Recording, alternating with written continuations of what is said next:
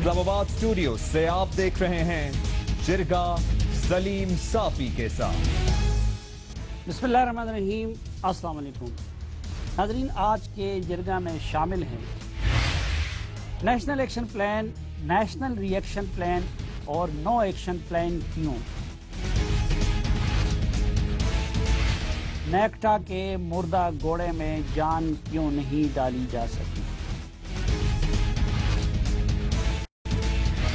जिरगा team की तरफ से पीटीआई के मीडिया कोऑर्डिनेटर इफ्तिखार दुरानी के खिलाफ अदालती चाराजोई का जवाब और हस्बे रिवायत तुम्हें याद हो। नाज़रीन, कुछ लोग इसे एक्शन प्लान कहते हैं, लेकिन मैंने इब्तिदा से इसको अपने आर्टिकल में रिएक्शन प्लान करार दिया था। दलील मेरी ये थी कि मेरे नज़दीक इसी तरह का प्लान इक़्तिदार संभालने के फ़ौरन बाद तैयार होना चाहिए था, लेकिन अफसोस कि हमारे हुक्मरानों ने इसके लिए आर्मी पब्लिक स्कूल जैसे बड़े सानहे का इंतज़ार किया।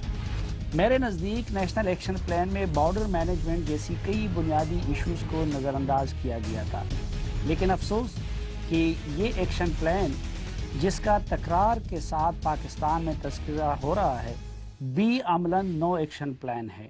इसे नो एक्शन प्लान कहने की पहली वजह तो ये है कि नेशनल एक्शन प्लान के नफाज के बाद पाकिस्तान उसी तरह पुरअमन नहीं हो सका जिस तरह के वादा किया गया था। कभी कोयटा लहूलुहान होता है तो कभी इंतहा पसंदी और अदम रवादारी के भयानक मनाजिर देखने को मिलते हैं। 20 नुकात पर मुश्तमिल इस एक्शन प्लान के अगर ज़्यादातर नुकात पर अमल हुआ हो तो हम इसे नेशनल एक्शन प्लान कहेंगे, लेकिन अगर बेशतर नुकात पर अमल ही ना हुआ हो तो फिर यकीनन इसे नो एक्शन प्लान का नाम दिया जाएगा। हम जब इस प्लान के 20 नुकात का जायज़ा लेते हैं तो ये भयानक हकीकत सामने आती है कि सिर्फ 3 नुकात पर बड़ी हद तक अमल हुआ, 5 नुकात पर जुज़वी अमल हुआ, जबकि 12 नुकात पर बिल्कुल अमल नहीं हुआ। नेशनल एक्शन प्लान की पहली शिक़ है दहशतगर्दों को अदालतों से मिलने वाली सज़ाओं पर अमल दरामद। इस शिक़ पे यकीनन अमल हुआ और हो रहा है। दूसरी शिक़ है इंसदाद दहशतगर्दी के लिए फ़ौजी अदालतों का क़याम। इस पे भी अमल हुआ और हो रहा है। तीसरी शिक़ है मुल्क में किसी मुसल्लह मलेशिया को बर्दाश्त नहीं किया जाएगा। हम सब जानते हैं कि इस शिक़ पे अभी तक कोई अमल नहीं हुआ। चौथी शिक़ है नेक्टा को फ़ाल और मजबूत बनाया जाएगा। इस पे भी अमल नहीं हुआ और हमारे प्रोग्राम के अगले सेगमेंट में आप जान जाएंगे कि नेक्टा को क्यों फ़ाल और मजबूत नहीं बनाया जा सका। पांचवी शिक़ है इंतहा पसंदाना तकारीर और लिटरेचर का ख़ात्मा। इस शिक़ पर भी रत्ती बराबर अमल नहीं हुआ। शिक़ नंबर 6 है दहशतगर्दों और उनकी तंजीमों की माली मावनत का ख़ात्मा। इस शिक़ पे जुज़वी अमल हुआ है। शिक़ नंबर 7 के मुताबिक कलदन तंजीमों का नाम बदल कर काम करने का तदारुक। इस शिक़ पे भी कोई अमल नहीं हुआ। शिक़ नंबर 8 है मजहबी बुनियादों पर इम्तियाज़ और इस्तेहसाल का ख़ात्मा। इस शिक़ पे भी कोई अमल नहीं हुआ। शिक़ नंबर 9 के मुताबिक इंसदाद दहशतगर्दी की खसूसी और मुस्तअद फ़ोर्स का क़याम। इस पे भी जुज़वी अमल हुआ है, बहुत मामूली। शिक़ नंबर 10 मदारिस की रजिस्ट्रेशन और रेगुलेशन। इस पे भी कोई अमल नहीं हुआ, बल्कि आज तक हुकूमत ये फ़ैसला नहीं कर सकी कि मदारिस की रजिस्ट्रेशन और रेगुलेशन का काम वज़ारत तालीम ने करना है, वज़ारत मजहबी उमूर ने करना है, या फिर वज़ारत दाखिला ने करना है, या फिर सूबाई हुकूमतों ने करना है। शिक़ नंबर 11 इलेक्ट्रॉनिक और प्रिंट मीडिया पर दहशतगर्दों को पुरकशिश बनाकर पेश करने की रोकथाम। इलेक्ट्रॉनिक मीडिया पे इसके बाद बड़ी हद तक पाबंदियां लगा दी गई है और किसी हद तक या जुज़वी तौर पर इस शिक़ पे अमल हुआ है। शिक़ नंबर 12 फाटा इस्लाहात। फाटा के निज़ाम में कोई तब्दीली नहीं आई और जो कमेटी ने जो सिफारिशात तैयार की है अभी तक मालूम नहीं कि उन पे अमल होगा या नहीं होगा, इसलिए इस 12 नंबर शिक़ पे भी कोई अमल नहीं हुआ। शिक़ नंबर 13 दहशतगर्दों के कम्युनिकेशन सिस्टम का ख़ात्मा। हम ये कह सकते हैं कि इस शिक़ पे भी जुज़वी अमल ہوا، لیکن پوری طرح اس پہ بھی ابھی تک عمل نہیں ہوا ہے۔ شق نمبر 14، انٹرنیٹ اور سوشل میڈیا کا دہشت گردی کے فروغ کے لیے استعمال کو روکنا۔ اس شق پہ بھی رتی برابر عمل نہیں ہوا، بلکہ آج بھی پورے زور و شور کے ساتھ سوشل میڈیا اور انٹرنیٹ کو انتہا پسندی اور دہشت گردی کے فروغ کے لیے استعمال کیا جا رہا ہے۔ شق نمبر 15، پنجاب میں دہشت گردی کو جڑ سے اکھاڑ پھینکا جائے گا۔ جڑ سے اکھاڑ پھینکنا تو دور کی بات ہے، ملک کے باقی حصوں کی طرح ابھی تک پنجاب میں کسی آپریشن کا آغاز بھی نہیں کیا گیا ہے۔ البتہ پولیس کا یہ دعویٰ ہے کہ وہ اس سلسلے میں کارروائیاں کر رہی ہے۔ شق نمبر 16، کراچی آپریشن۔ یقیناً اس شق پہ عمل ہو رہا ہے اور قوم منتظر ہے کہ کب کراچی مکمل طور پر ایک پرامن شہر بنتا ہے۔ شق نمبر 17، بلوچستان میں مفاہمتی عمل۔ اس شق پہ بھی رتی برابر عمل نہیں ہوا۔ شق نمبر 18، فرقہ وارانہ تنظیموں سے آہنی ہاتھوں سے نمٹا جائے گا۔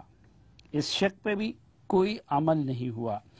افغان مہاجرین کے مسئلے سے نمٹنا۔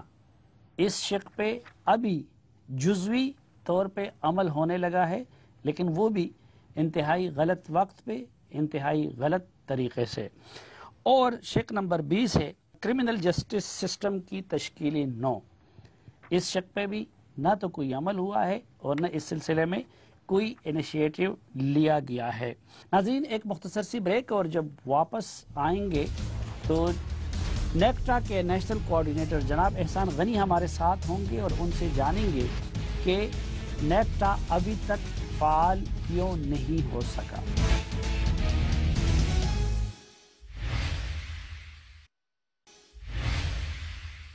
جرگہ میں دوبارہ خوش آمدید۔ اس سیگمنٹ میں ہم بات کریں گے نیکٹا کی پرفارمنس سے متعلق، اور ہمارے ساتھ تشریف فرما ہیں نیکٹا یعنی نیشنل کاؤنٹر ٹیررزم اتھارٹی کے نیشنل کوآرڈینیٹر جناب احسان غنی صاحب۔ بہت شکریہ سر۔ بہت ذکر ہو رہا تھا کہ جی ایک اس طرح کا ادارہ بنے گا اور وہ کوآرڈینیشن کرے گا اور یہ کرے گا وہ کرے گا، عملاً نیکٹا کو ہم کچھ کرتے ہوئے نہیں دیکھ رہے۔ یہ نیکٹا کے اوپر ایک سٹگما ہے۔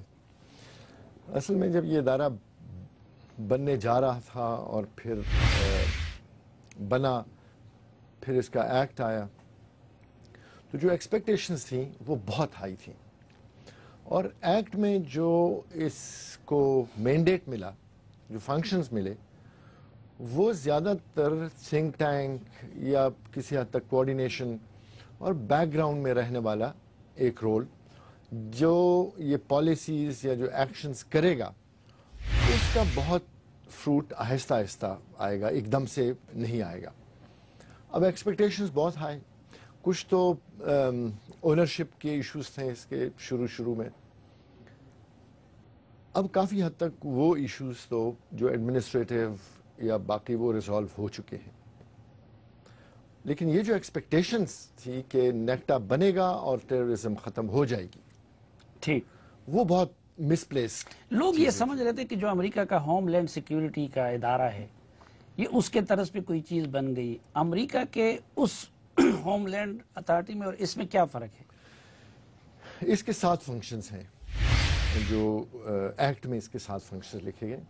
ایک تو ہے کہ انٹیلیجنس کلیکشن اور پھر اس کا ڈسیمینیشن، اس کو انالائز کرنا، وہ میجر ایک فنکشن ہے جس پہ ابھی کام ان ارنسٹ شروع نہیں ہوا۔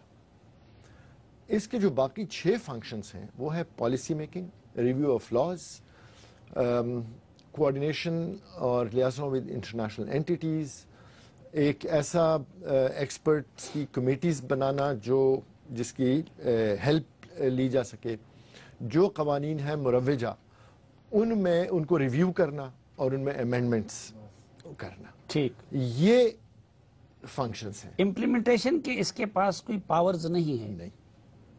اچھا، تو پھر نام یہ کیوں رکھا گیا ہے کاؤنٹر ٹیررزم اتھارٹی؟ جی بالکل، نام بالکل کاؤنٹر تو ایکشن سے کیا جا سکتا ہے۔ نہیں۔ Let me differentiate between anti terrorism and counter terrorism. Counter terrorism is long term processes, procedures. Anti-terrorism is kinetic actions. جو law enforcement agencies, administrative actions to push back the terrorists, ان سے regain کرنا اس space کو، تو وہ followed by the counter terrorism actions, کہ جو long term actions ہوں گے، جو پروسیسز ہوں گے، وہ اس ادارے کا کام۔ لیکن جو پرائم اور امیجیٹ ریسپانسبلٹی آپ نے بتائی، انٹیلیجنس گیدرنگ، اس کی ڈسیمینیشن، ان کو اینالائز کرنا، ان کو اینالائز کرنا، وہ کام کیوں نہیں ہو رہا یا کس سطح پہ ہو رہا ہے؟ نیکٹا خود کوئی اس کے پاس اپنے ریسورسز نہیں ہیں، یہ ساری انٹیلیجنس جو آتی ہے یا تھریٹس آتے ہیں یا جو پریڈکشنز ہوتی ہیں، وہ ابھی بھی آئی ایس آئی سے، ایم آئی سے، اسپیشل برانچز سے، آئی بی سے، اور جو باقی ادارے ہیں انٹیلیجنس گیدرنگ کے، انہی کی طرف سے آتی ہیں، اور یہ تھریٹ پھر یہ سب آپ کے پاس اپنی انفارمیشن شیئر کرتی ہے؟ بالکل۔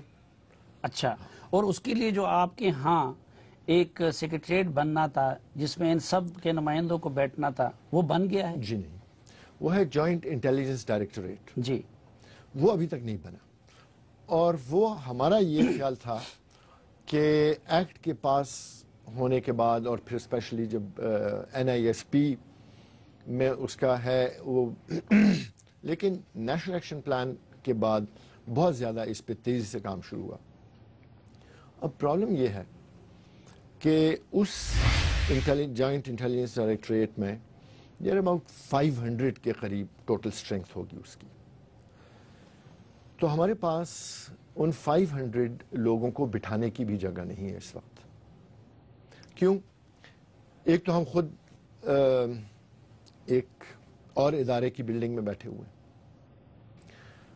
ہم نے جو جگہ آئیڈینٹیفائی کی اور اس کے لیے ہمارے پاس فنڈنگ بھی ہے، اس میں کوئی بیوروکریٹک اس طرح کی ایشوز ہیں کہ وہاں پہ اب اس وقت وہ تیار نہیں ہے ہمارے لیے، اور وہ عجیب قسم کی بیوروکریٹک ریڈ ٹیپزم میں وہ ایشو پڑا ہوا ہے۔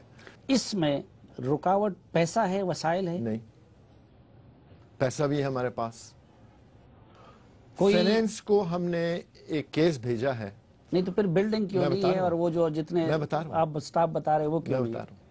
فائنینس کو ہم نے ایک خط لکھا کہ ہم یہ بلڈنگ ہائر کرنا چاہ رہے ہیں، اور اس کے لیے ہم نے ان کو اتنی رقم دینی ہے، اور یہ رقم ہمارے پاس ہے، آپ ہمیں این او سی دیں کہ ہم یہ رقم ان کو دے دیں۔ 5/8 کو میں نے وہ بھیجی ہے فائل، 3 مہینے ہو گئے، لیفٹ رائٹ وہ فائل آ جا رہی ہے، اور اس کی ہمیں این او سی آج تک انہوں نے نہیں دی، جس کی وجہ سے 3 مہینے میرا جی آئی ڈی پہ کام رکا ہوا ہے۔ تو آپ نیکٹا کے منصوبوں میں ایک میٹرو کا منصوبہ بھی شامل کر دے تو سب بجٹ فوراً پھر پاس ہوتا رہے۔ بجٹ تو میرے پاس ہے، یہ این او سی وغیرہ بھی اسحاق ڈار صاحب پھر راتوں رات دیتے رہیں گے۔ اب ہر ایک چیز تو آپ اسحاق ڈار صاحب کے پاس نہیں لے کے جا سکتے۔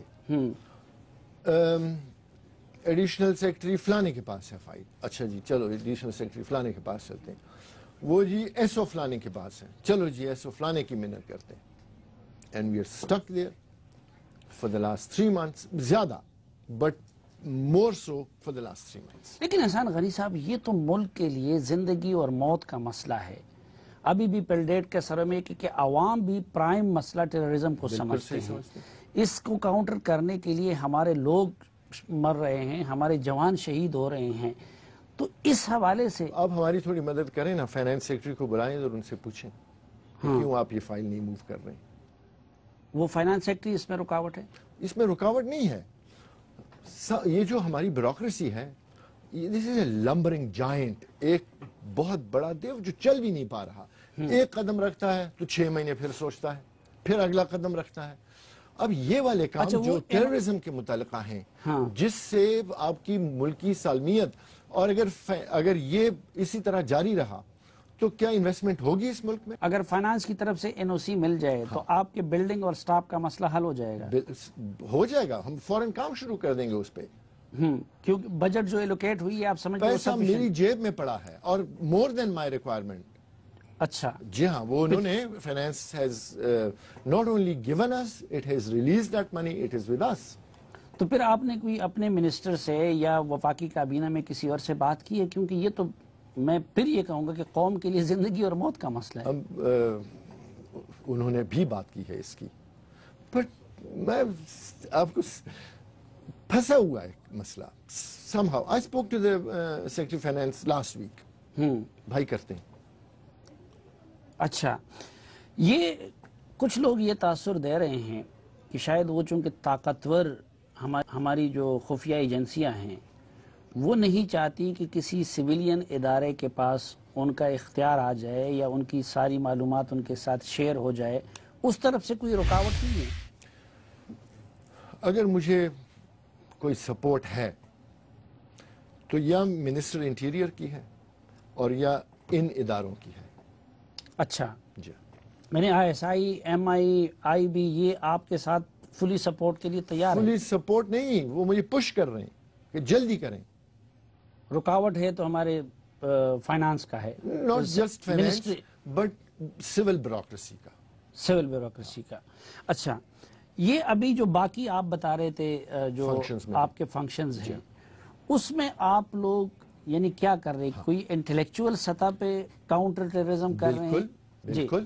ہم جب یہ سوچا کہ نیشنل کاؤنٹر ایکسٹریمزم پالیسی بننی چاہیے، کیونکہ جب تک ہم ایکسٹریمزم پہ قابو نہیں پائیں گے تو ہم ٹیررزم پہ قابو نہیں پا سکیں گے. آپ 100 مار دیں 100 اور آ جائیں گے.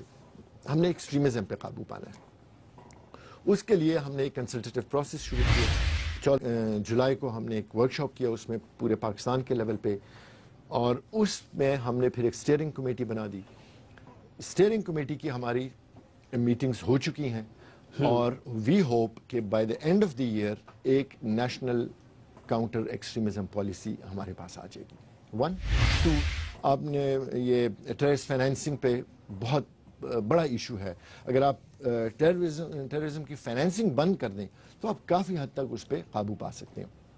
اس پہ ہم نے 4-5 انیشیٹوز ہیں ہمارے. By the end of next month we will have a solid proposal for the حکومت کہ وہ ان کو ہم پیش کریں. یہ اچھا، میں اب چند چیزیں آپ سے سمجھنا چاہتا ہوں. عام تاثر یہ ہے کہ جی پاکستان کے اندر ایکسٹریمزم اور ٹیررزم میں مدارس کا بھی کلیدی رول ہے.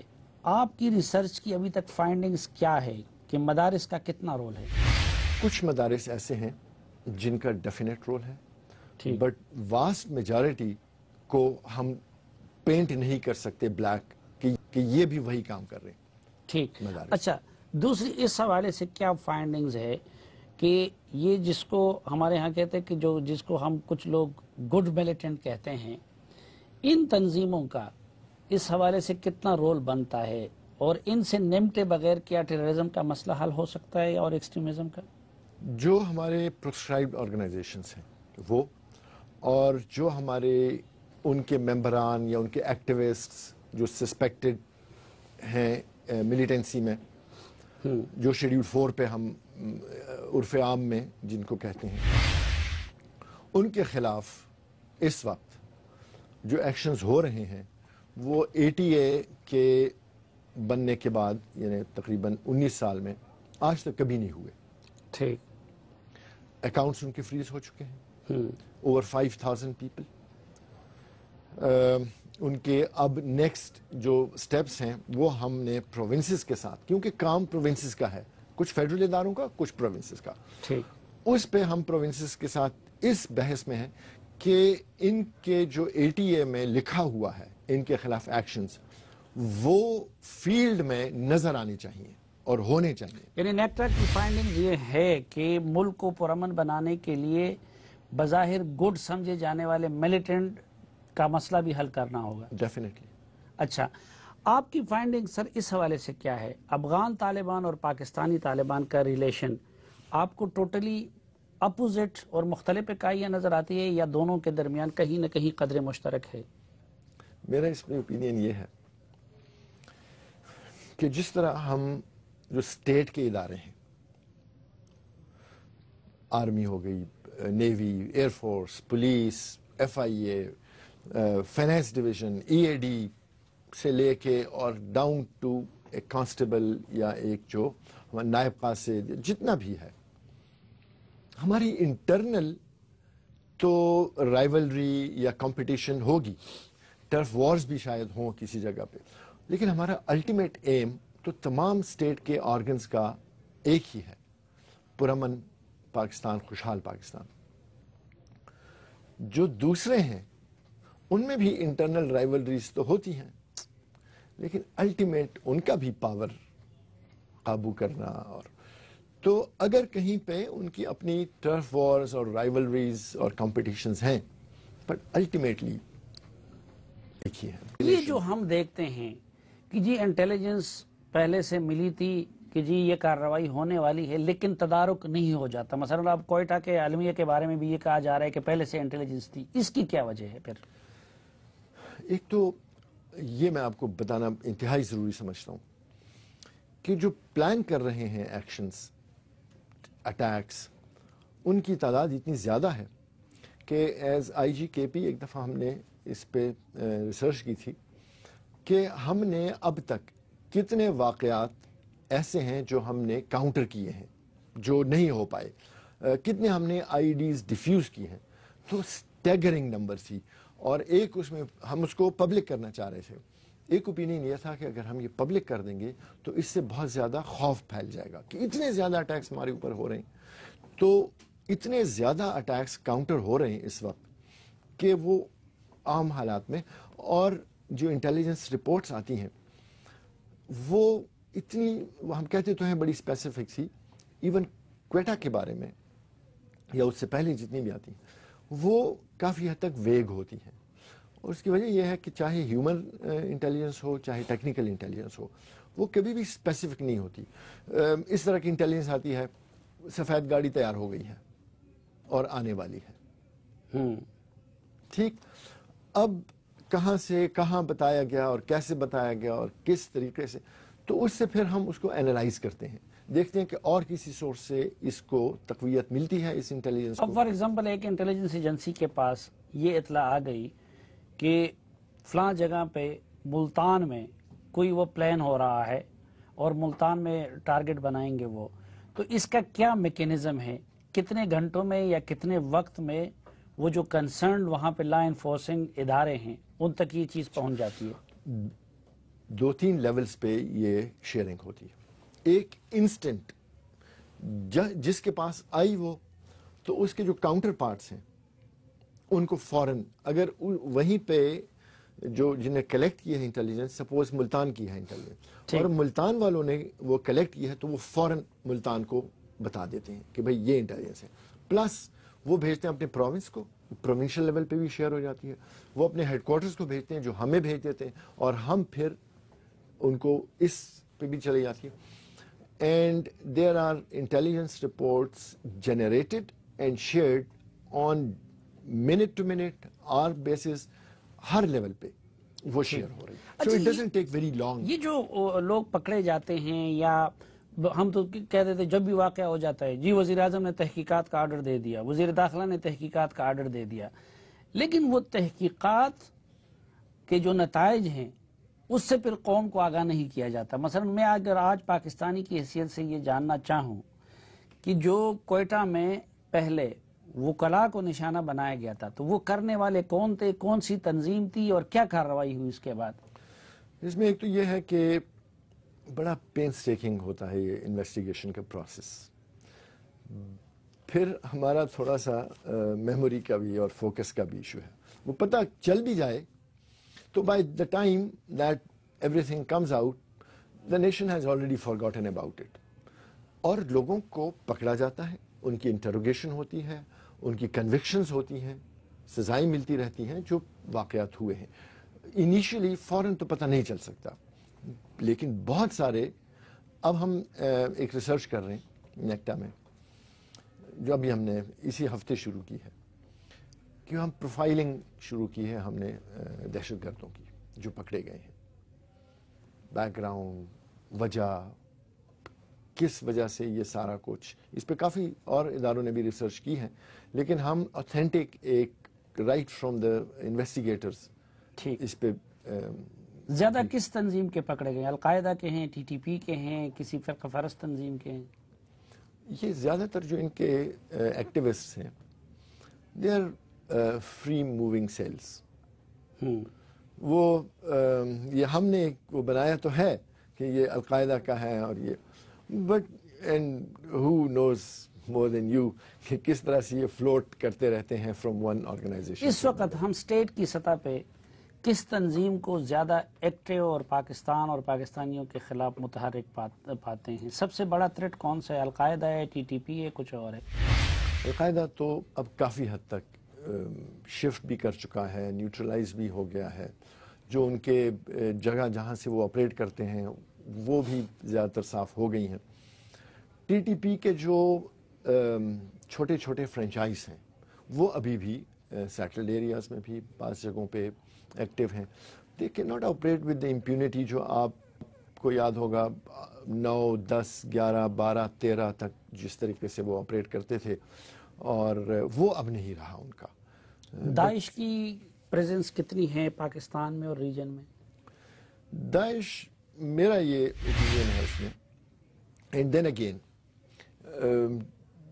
جو لوگ ڈسگرنٹل ہو جاتے ہیں اپنی ایک تنظیم سے، سپاہی صحابہ سے یا ٹی این ایف جے سے یا ادھر ادھر سے، تو وہ when they are not satisfied with the level of violence یا اس سے، تو they shift up. ٹھیک. تو اگر وہ کسی وقت لشکر جھنگوی کے تھے اور انہوں نے دیکھا کہ اب یہ اہل سنت والجماعت کے تھے اور وہ دیکھیں کہ کام نہیں ہو رہا، so they shift up to لشکر Jhangvi. And when they are not satisfied there, they shift up to AQ یا TTP. اور پھر وہ ڈھونڈتے ہیں کہ اب یہ بھی اتنی افیکٹو یا اتنا کام نہیں کر رہی ہے. So some of them may shift up even to Daesh. ہمارے اوپر تو طرح طرح کی پابندیاں لگائی گئی ہیں. اب تو ہم نہ ان کی تصویر دکھا سکتے ہیں نہ اور کچھ.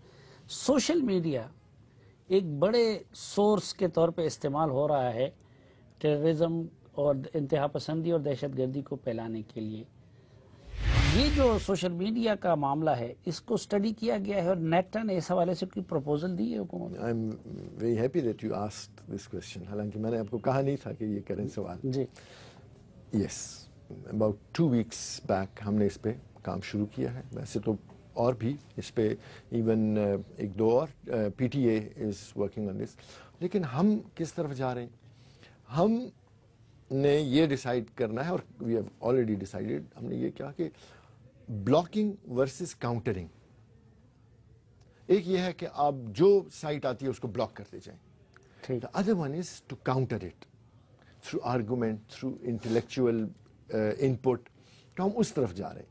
We're working on a setup جو یہ سوشل میڈیا پہ ان کا اسپیس شرنک کرے، اور جو ہمارا اگر وہ مذہبی ہے تو اس میں اس کو کاؤنٹر کیا جائے with the help of our eminent اور جو ٹھیک ریلیجیس اسکالرس ہیں. کرپشن کا ایلیمنٹ کتنا کنٹریبیوٹ کر رہے ہیں پاکستان کے اندر ٹیررزم کے معاملے میں؟ کچھ لوگ کہتے ہیں کہ اس کرپشن کے ہوتے ہوئے پاکستان میں ٹیررزم اور ایکسٹریمزم کو ختم نہیں کیا جا سکتا. ناٹ گلوریفائنگ کرپشن، لیکن بہت ملک ایسے ہیں جہاں پہ کرپشن پاکستان سے بھی زیادہ ہے اور ٹیررزم نہیں ہے. اچھا. تو میں یہ نہیں کہہ رہا کہ there is absolutely no. Like کیسے آپ لنک اسٹیبلش کر سکتے ہیں؟ آپ ایسے لنک اس کا اسٹیبلش ہو سکتا ہے کہ there is a person who has accumulated money through corruption and he gets a cheque from one of those organisations کہ بیٹا اتنا کمائے ہیں تو اس میں ہمارا بھی جہاد کے لیے بھی تھوڑا سا دے دیں. اینڈ بیکاز وہ ڈرپوک ہے، پیسہ ہے اس کے پاس، تو وہ اس میں سے سائفن آف کر کے دے سکتے. بہت شکریہ جناب احسان غنی صاحب، national coordinator national counter terrorism authority, ہمیں وقت دینے اور ہم سے بات کرنے کا بہت شکریہ. Thank you very much. ناظرین ایک مختصر سی بریک.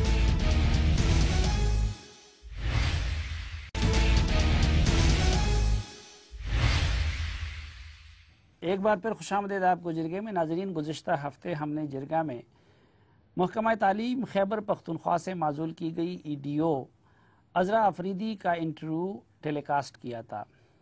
اس انٹرویو کے رد عمل میں پاکستان تحریک انصاف کے میڈیا کوآرڈینیٹر افتخار دورانی نے چیئرمین پیمرا کو ایک خط لکھا ہے.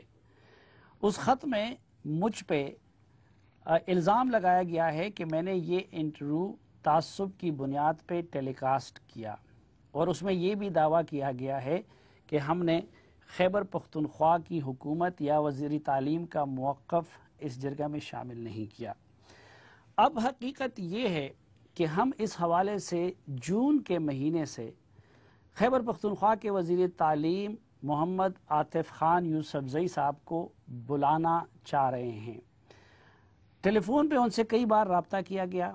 پہلا میسج انہیں 27 جون کو اس پروگرام کے سینئر پروڈیوسر جناب خالد عمر صاحب نے بھیجا تھا۔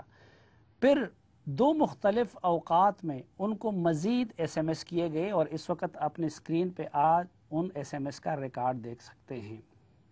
پھر 4 جولائی کو محمد عاطف خان یوسفزئی سے دوبارہ رابطہ کیا گیا اور اس دن بھی ان کو جو ایس ایم ایس بھیجے گئے اس کا ریکارڈ آپ ٹی وی اسکرین پہ دیکھ سکتے ہیں۔ پھر 4 اگست کو کئی بار انہیں پھر کالیں کی گئی۔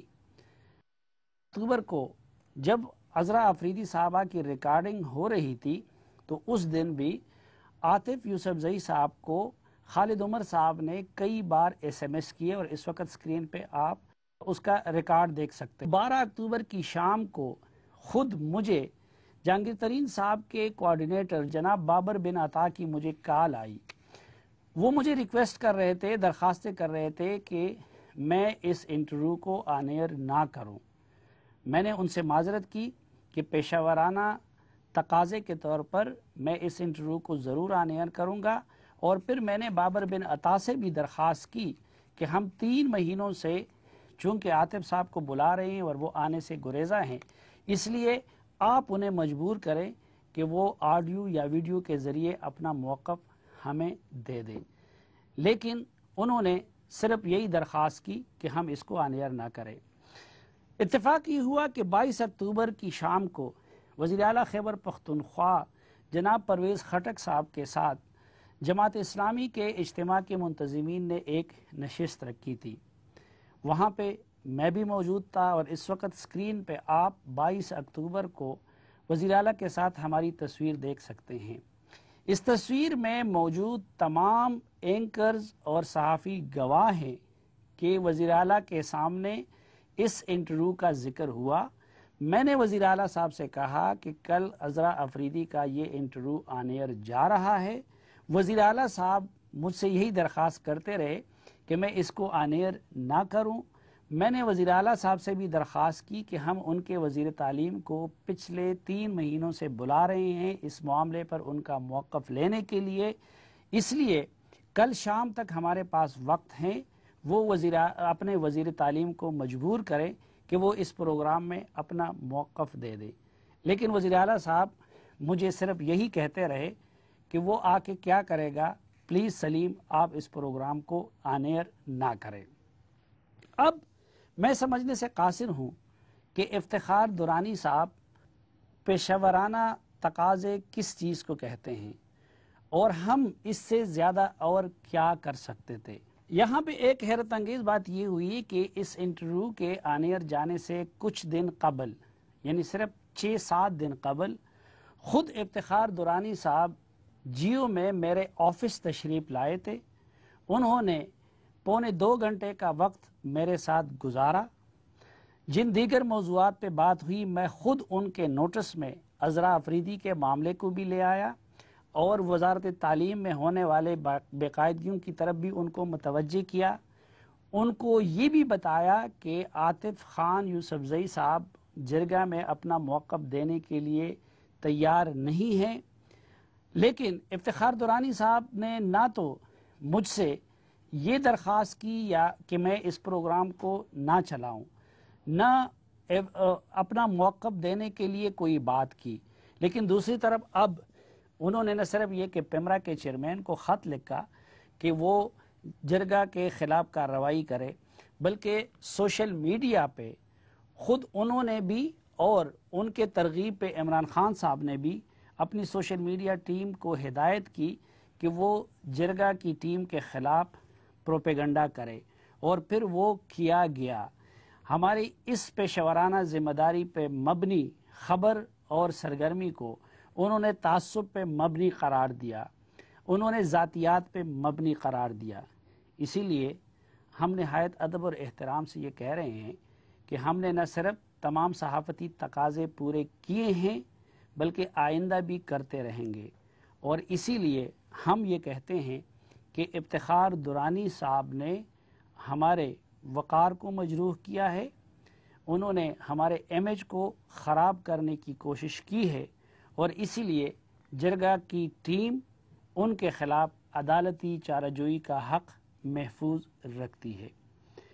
ناظرین، بڑھتے ہیں اپنے اگلے سیگمنٹ تمہیں یاد ہو کہ نہ یاد ہو کی طرف۔ انسداد دہشت گردی کے ادارے نیکٹا کو مضبوط اور فعال بنایا جا رہا ہے۔ اس کے ساتھ ہی آج کے جرگے کا وقت ختم ہوا چاہتا ہے۔ سلیم صافی اور جرگہ کی پروڈکشن ٹیم کو اجازت دیجیے، اس توقع کے ساتھ کہ پروگرام سے متعلق اپنے فیڈ بیک سے آپ ہمیں آگاہ کرتے رہیں گے۔ اجازت دیجیے، اللہ حافظ۔